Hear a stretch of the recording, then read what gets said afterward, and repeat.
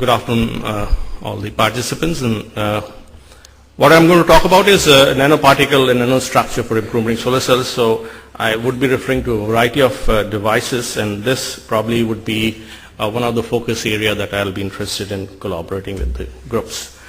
Just to have a quick general remark, we had one of the first initial activity in the country under Professor Chopra in Thin Film Lab, and a variety of devices were made under that activity.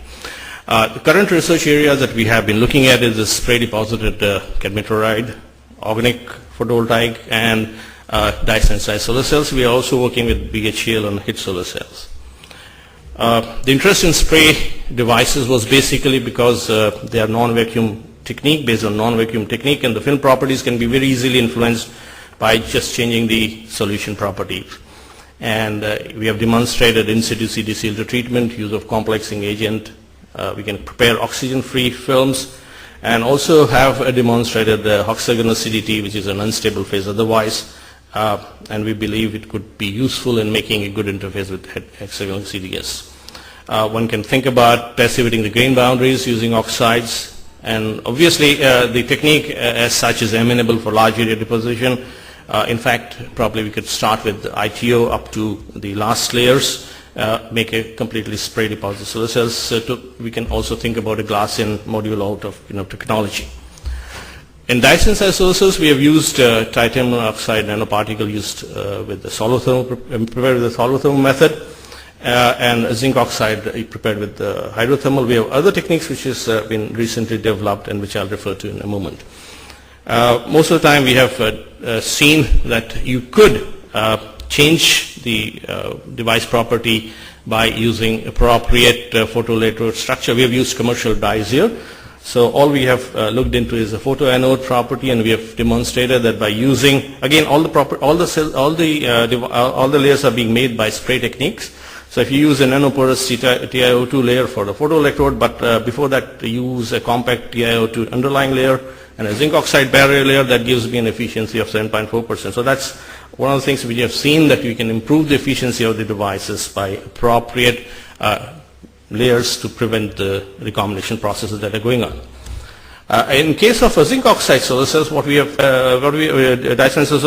shown is that you could actually get improvement in the device property if you make a nanorod. In fact, for making the nanorod, we use an electric field for a self-assembly process that happens when we deposit the films. And as can be seen from zinc oxide 4, the sample which was done without electric field, you get an efficiency of 2.8%. And when you use electric field, you get 4.7%. And we believe, and we have shown that basically this improvement occurs because of the more dye coverage, and there could also be internal optical reflection, having a better light trapping. In organic photovoltaics, we have looked into the dispersion science of nanoparticles in different polymers. And what we found is that NMR studies could give you a very good indication as to how good the dispersion is, because the peak shift tells you what is happening, because otherwise if the agglomeration is happening, the peak shift does not appear. So this is a background information of what we have done in the photovoltaic lab, and I'll now talk about some of the ideas that we are pursuing right now and which could be part of the collaborative studies. One of the things that we're looking at is an up-down conversion, and here idea is that if you look at the spectral response of any solar cell, there would be a spectral region where the device does not respond to because of the various reasons. In silicon, crystalline silicon, you would have a peak around 900 nanometers. In case of amorphous silicon, of course, it will be different. And such, as for single junction, single material solar cell, this would be typical characteristics as against the availability of large number of photons in other areas. So what you would identify if you do the photon accounting is that you have a wide energy available in the high energy photon side and low energy photon side. The loss mechanism in high energy photon side is basically with thermalization, and in the low energy side is non-absorption.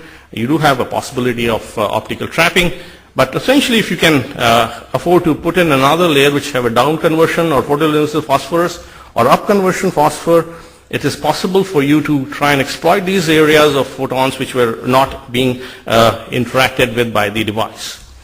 Here is an example that you can probably have a device with the overcoating of phosphor on top for down conversion and an undercoating of phosphor for up converting in such a way that the photons that are being emitted by these phosphors are coupled back to the device. And that's the basic idea we like to pursue, but obviously we have started with the material properties first. This is an example where Richards and McIntosh has shown for materials, for any device, like in this case CDS, CDT, you do have an advantage of putting light luminescent transiting layer. So basically what we are trying to aim at is that you have a down conversion photoluminescence phosphor absorption in the range of 290 and 500 nanometers, up conversion phosphor in the range of beyond the absorption of silicon basically, but if you use a different material, obviously you can appropriately change this. And obviously these photons which are absorbed by these phosphors should be able to emitted in the red or near infrared region so that they are interacted with the devices. So basically what we are ultimately aiming to do that is that how to integrate these phosphor layers to cause the improvement in the IV characteristics and spectral response. The materials, basically this work has been done in collaboration with an NPL phosphor groups, and we have looked into a variety of materials, yttrium vanadate doped with europium, barium strontium silicate, europium doped silicon oxide. So essentially we basically now have a variety of materials which are possible for this technology. The materials have been prepared by solid-state reaction method, but keeping with the nano thing, we have also used a chemical co-precipitation method for making a nanoparticle. And some of the results are shown here. That if you look at the diagram, the picture, you can see that if you shine UV light, you actually get a red emission. The X-ray diffraction, etc., are clearly showing that you do have a nanoparticle created by the chemical precipitation method. If you look at the same phenomena, that if you make a thin film by spin coating and expose it to UV radiation, the emission comes into red, which is what we wanted for a better response in the region where the silicon device is going to operate. Similar studies on all other measurements like photoluminescence, the effect of sinterim temperature. This is for a solid-state reaction method where you can see large grain size, and essentially the same thing is happening, that you have a bright red emission as you shine a UV radiation on it. It does show a large time constant which can be useful in certain instances. There is a bit of environmental degradation. One has to look at the possibility of improving these. We did a very simple-minded experiment of putting a glass slide covered, coated with this phosphor and over top of silicon solar cell and seen the response thereof, and what we can essentially see that where the absorption was taking place over 295 nanometers, you do see increase in current. But this is just a proof of concept kind of experiment. We need to do a complete study as to how this improvement can be actually achieved. Similar material, that barium strontium silicate, is again has been prepared. We do see a lot of properties which are useful. Same is true with the silicon oxide gel prepared by sol gel process, doped the europium, and we do get the emission in the 614 nanometer. Another interesting material that we have seen is sodium yttrium fluoride, where what you can observe is that it has shown both for 370 nanometer, then excitation, you get an emission in 456 nanometer, and you also see a kind of up conversion at 800 nanometer, again emission 456 nanometer. So which means that maybe this material is combining both the effects. We have to really look into this very carefully, that probably we would be able to combine both the things in the same phosphor and be able to create. Again, it's very encouraging to see such a result. The other thing which we are looking at is in the context of the lecture title, that we were talking about nanoparticle nanostructure deposition on silicon, because we observed that a lot of literature is coming up where they're talking about zinc oxide nanorods on a silicon surface. Essentially the optical impedance matching between silicon and the air improves because of the gradual reduction in the effective rate index, and that results in, as has been reported, about 6.6% increase, reduce in the reflection, and which is kind of almost similar to what silicon nitride is giving you. Keeping that in mind, we looked into the zinc oxide nanoparticle that we prepare for our dye-sensitized solar cells and just simply coated with a spin coating technique. We did see a reduction in the reflection, and we looked into what is commercially done in some of the solar cell fabrication where they're using CVD, TiO2. The reflection is such. We in fact try to use different types of zinc oxide, and we in fact started seeing some self-assembly and nanorod structure. In fact, you can see that there is an increase in reflection. So maybe we have to look into this more carefully by seeing how the reflection is increasing, or maybe if we can create a p-type zinc oxide, which we believe is possible because the stoichiometric changes are happening, maybe we could use this on the bottom of the cell. I don't know, but this is something which is a thought process that we have, having observed this change in the reflection.